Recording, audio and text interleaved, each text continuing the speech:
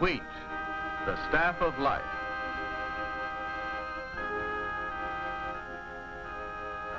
In biblical days, the life of the people moved in the rhythm of the fields, the planting, cultivating, and at last, if God willed, the golden fulfillment of the harvest. The harvest, and each man and woman works that they may eat. God has smiled upon the land, and there is plenty. Bread for the man, fodder for his cattle, and the certainty that this year, then a man could produce only enough wheat with his crude tools to feed himself and his family. Now, one man can grow enough wheat to feed 1,000 families, or 10 times 1,000. This is wheat country. Durham wheat from the Dakotas for spaghetti, macaroni, and noodles. Also from the Dakotas and from Montana, hard red spring wheat. Hard red winter wheat from Kansas, Nebraska, Colorado, Oklahoma, and Texas. Bread wheat. And eastward, the soft red winter wheat. Food for man and beast. And westward, white wheat for crackers and cookies, pies and cakes. From the Texas Panhandle to the Canadian border, from the Atlantic Tidewater to the Pacific Northwest, this is wheat country. Here where the mighty Columbia River flows from the roof of the continent is the wheat country of eastern Oregon, the high, dry upland country, a country of mild winters and long, hot summers. This is a typical Oregon wheat ranch. It isn't large, nor is it small. 1,200 acres, about average for the Pacific Northwest.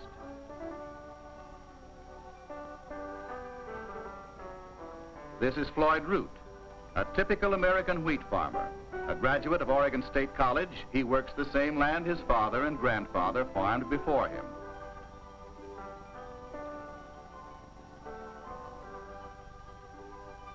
Bill is the eldest son. Next year, he will follow his father's footsteps to Oregon State. A wheat farmer in the making. Both combine and truck keep moving during the loading.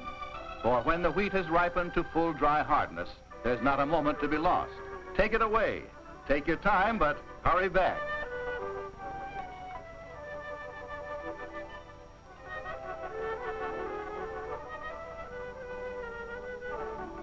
Bud, the younger son, is a member of the 4-H club with the beef cattle project. During the harvest, he supervises storage of the wheat at the farm granary, where it'll be held for transshipment to the big elevators along the river.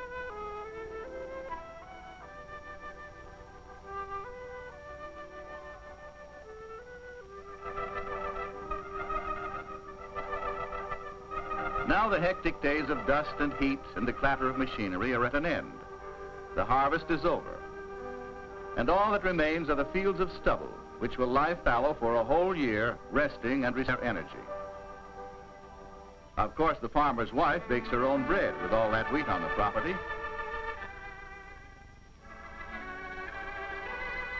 And here she is, Bobby Root, wife of a farmer and mother of 2 future farmers. She first laid eyes on her husband at Oregon State, and she hasn't taken them off of him since. She's a very important member of this wheat-growing team. Her men will tell you, the most important member.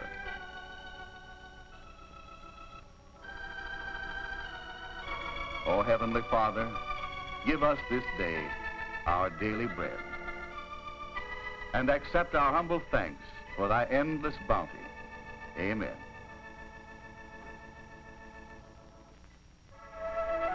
While Floyd Root prepares for next year's crop, where is this year's harvest? Moving, always moving, along the intricate and complex route to market. By truck, by train, and by barge.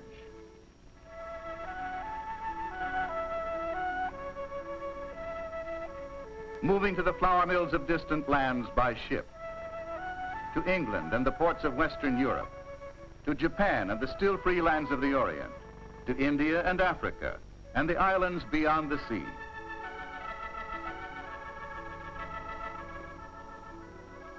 Wheat-eating peoples all over the world are taller, heavier, and healthier than the people who depend on rice for their basic diet.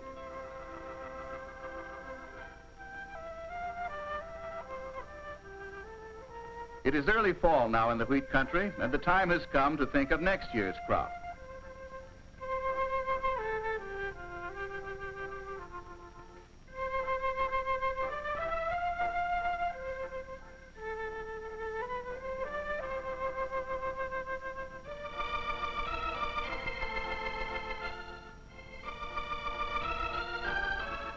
A firm seed bed is formed as the spring-tooth harrow claws the earth, breaking it down to small pieces.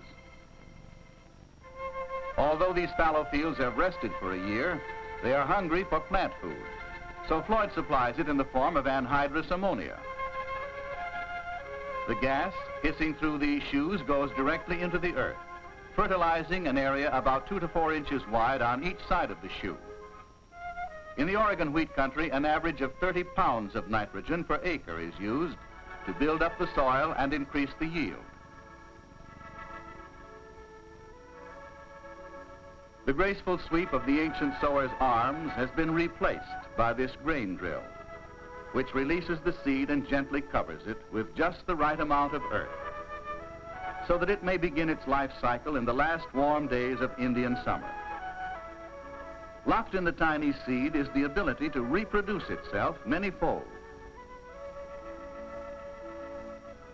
In a good crop year, 60 pounds of seed per acre may yield about 1,200 pounds of golden grain.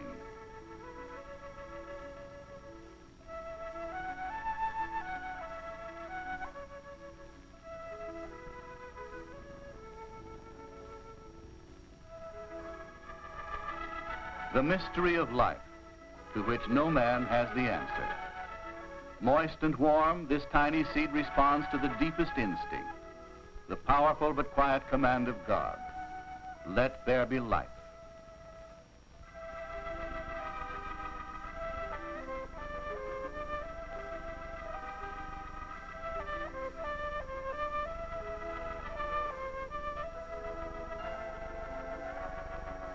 So by miracle, the tiny green shoots appear, and in the shortening days of autumn develop a hardiness to withstand the rigors of the winter to come. Winter in the wheat country. Although nature knocks off work until spring, Floyd Root does not. During the winter months, equipment is built and repaired. Time-saving gadgets are worked up to increase efficiency.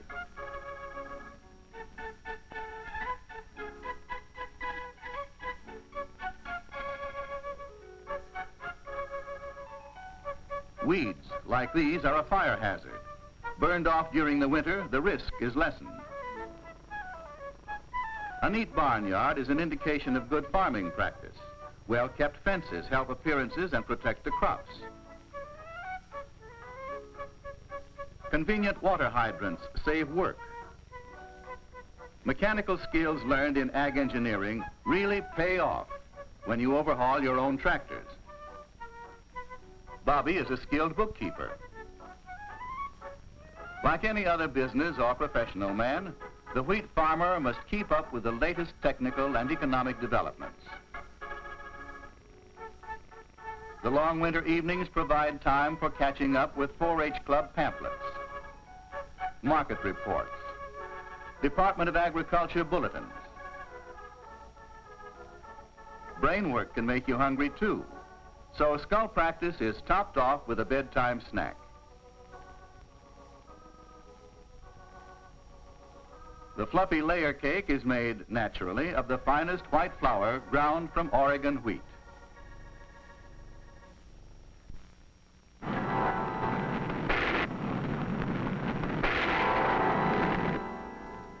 With the changing season come hazards to Floyd Root's crop. One of the worst is erosion. This gully is a menace to the entire field.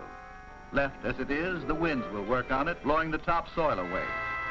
The rains will come again, and the water will wash through it, eating away the edges, widening the useless scar, chewing away the field. How to stop it? Plant it. Not with wheat, but with grass, whose roots go deep and hold the soil in place. Proper soil conservation practices are the salvation of the farm and the farmer. It is a never-ending task. Then there are weeds. This innocent-looking plant, left alone, will flourish in the weeks to come. For perfect wheat-growing weather is perfect weed-growing weather. This is tarweed. And there is another enemy that can strangle a wheat field to death. That's right, the morning glory. To the poet, a lovely flower. To the wheat farmer, a scourge.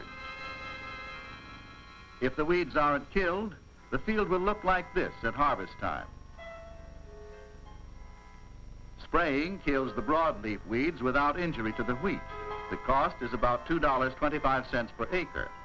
Some farmers take to the air and cover about 400 acres per day if there's no wind. The ground rig operates even if there is a little wind.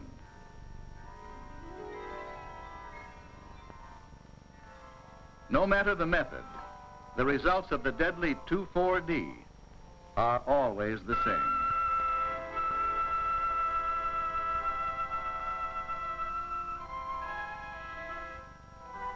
With one hand, nature gives man the miracle of wheat.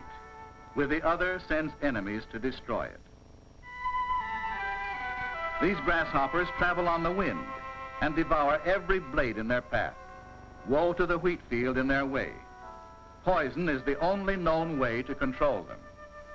The aphids, loathsome mites, suck the juice from the kernels, leaving them shriveled and worthless.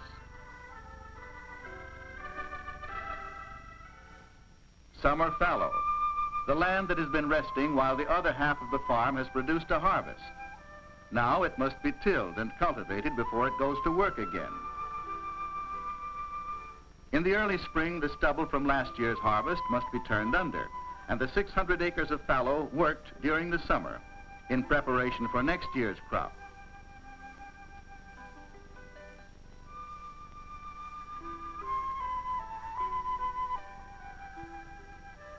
This machine is a rod weeder. A strong square rod is pulled through the earth at the required depth to uproot the weeds, which rob the soil of the moisture and nitrogen it has built up during its long rest.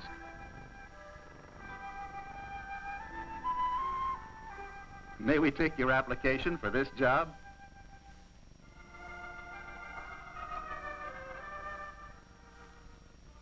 Now that this year's wheat is approaching maturity, let's see what is happening to last year's wheat.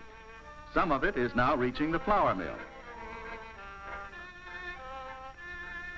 Here it is ground and sifted to the degree desired as another step in the process of bringing good food to your table. But long before these large-scale operations are begun, the milling and baking characteristics of various strains of wheat are determined in wheat quality laboratories. The Western Wheat Quality Laboratory at Pullman, Washington uses this micro mill in which a handful of wheat may be ground at a time. This tiny portion of grain was taken from a small plot of experimental wheat. Before it's put into full-scale production, this new strain is carefully tested to determine its milling and baking characteristics.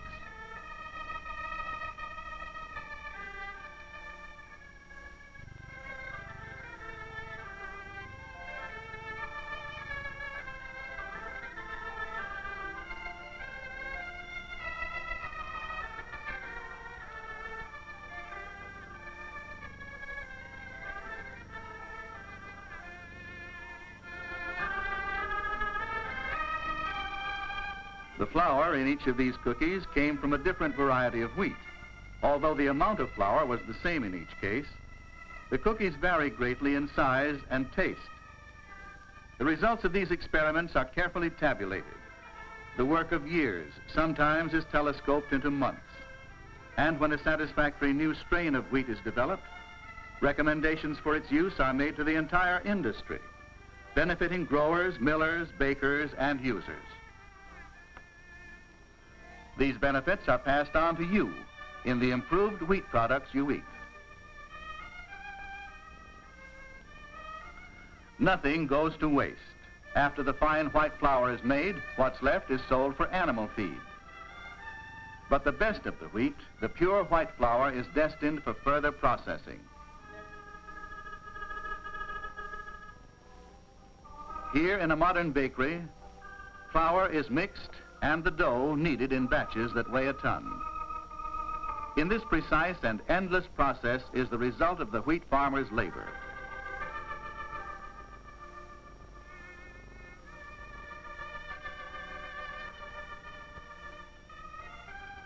Here, each day, is your daily bread.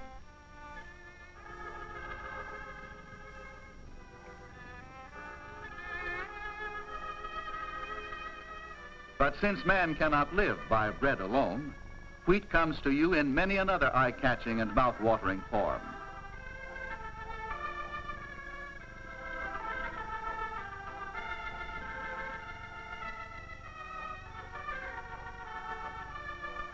A 100 years ago, no king on earth could command such morsels from the royal kitchen.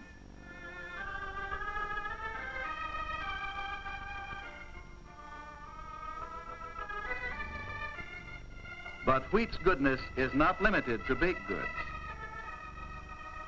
Every one a wheat product, every one loaded with energy.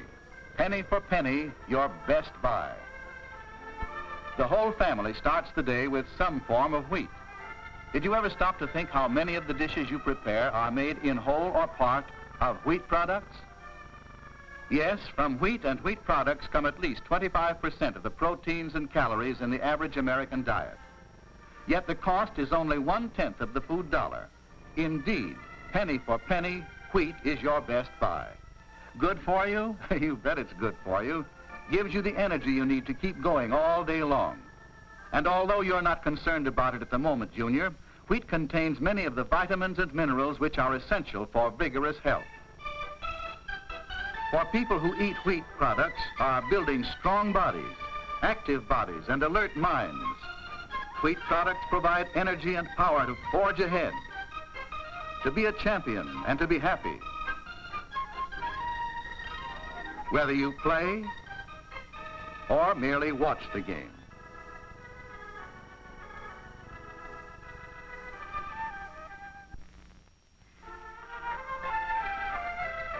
In the perfect days of late spring, in the warm days of early June, the wheat heads out. Soon, very soon, the green wheat will ripen. Soon the harvest will be at hand.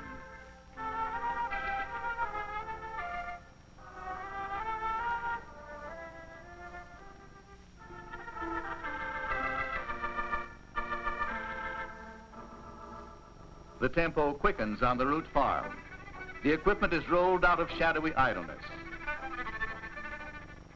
It is assembled and serviced, checked and made ready to wait the exact moment when the wheat is ready for the harvest. The warm summer winds sway the heads of wheat in perfect unison, as though nature herself were tuning a master symphony.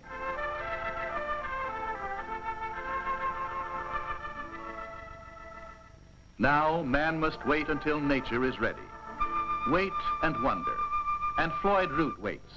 Gazing across his ripening fields, he wonders whether the careful planning, the hard work, the teamwork between himself and nature may be wiped away before the wheat is ready.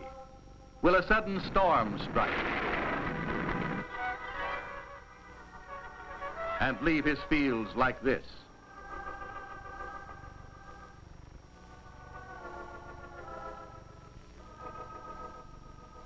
Or will hail shatter the heads so they look like this instead of this? Or has smut, the dread disease, attacked his acres, turning firm golden kernels into worthless smelly powder?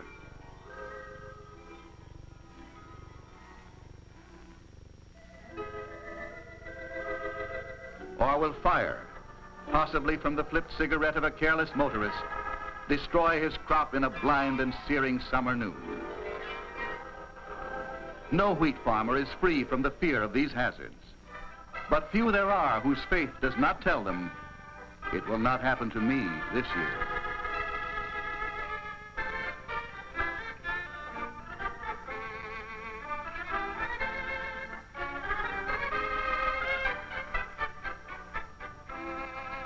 So, at last, Floyd Root tests his crop, not by science nor machinery, but as the grower has done since time beyond record.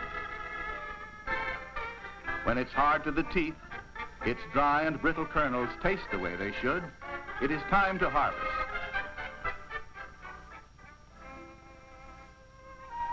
Yes, time to harvest. All through the northwestern wheat country, across western Idaho, down the banks of the Columbia River, in Oregon and Washington, the huge combines clatter across the rolling fields, gathering the staff of life. On they roll, each machine harvesting about 50 acres per day. 4 million acres to harvest, no time to lose. 20 bushels per acre, 60 pounds per bushel, and that adds up to a lot of pies, cakes, cookies, and crackers.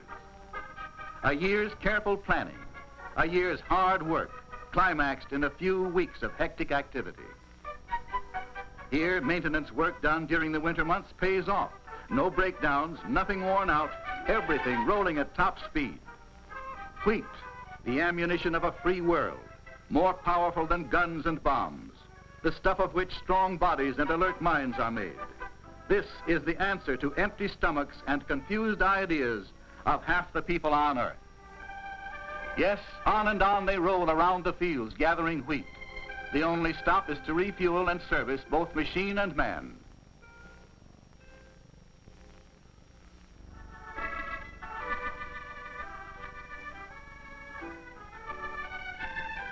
Yes, it's hot, dry, dusty, and itchy work.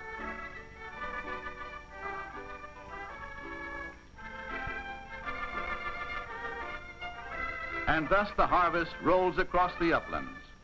What you've seen here is the result of the accumulated toil and tears of father, son, and grandfather. 27 mule team hitches once pulled the combines that harvested these lands. Men bent to axe, hoe, and walking plow to clear the land. In 1930, it took 9 men to run a combine. Today, 2 or 3 do the job. But fewer men mean more machinery, and machinery means heavier investment. The technological revolution of the last century has affected farming as well as industry. In 1820, 7 out of 10 workers in the United States tilled the soil. In 1950, only 1 out of 10 were on the farm. Thus, 10% of the population produces food for all the people. Yes, a great industry from a grain of wheat, a multi-billion-dollar industry, farming, milling, and baking, giving work to hundreds of thousands of people, a payroll of tens of millions of dollars a year. Here is no sudden accumulation of worldly goods. Like the wheat he grows, the wheat farmer is progressing to bring to your table the greatest food value ever known. For 1/10 of the food dollar, you get 25% of the essential vitamins, proteins, and minerals to keep you healthy, active, and happy. What a bargain for all mankind. Why? Because the American wheat farmer is on the very pinnacle of production efficiency. From the 24-cent loaf of bread you buy, the farmer receives only 4 cents.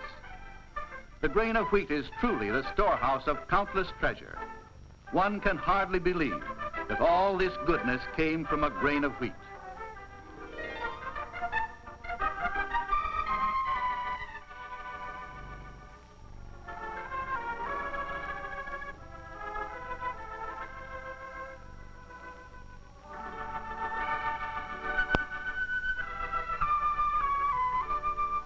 Today, we who live in America are thankful for the greatest abundance of food man has ever known.